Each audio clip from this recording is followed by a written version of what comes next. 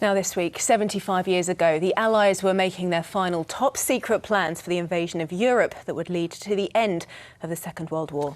Well, the code breakers at Bletchley Park in Milton Keynes and Collosus, the world's first digital computer, were crucial to making D-Day a success. Well, surviving veterans who operated the machine have been back, and Graham Stothard's there for us now. Graham, quite a remarkable story.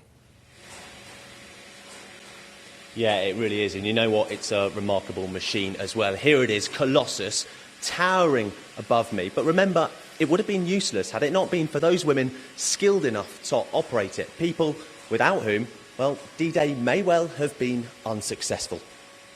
Please, yes. They were here in 1944, and now they're back again, celebrating the 75th anniversary of a machine that changed the course of history.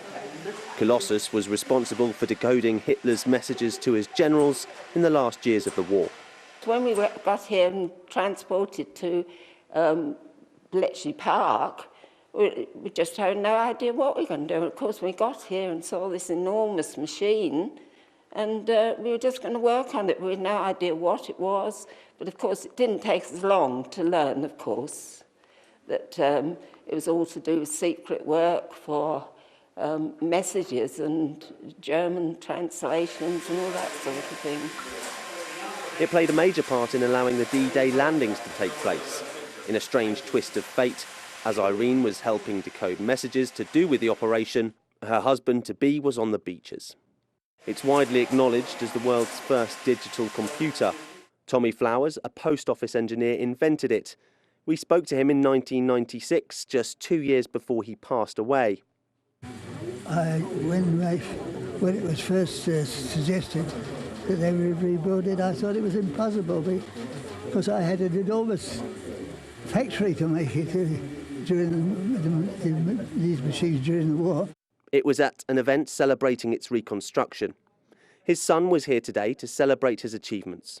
For an engineer, the best monument would be to have a working machine of his, for people to see and what it did and how he did it. So this is, if you like, his monument.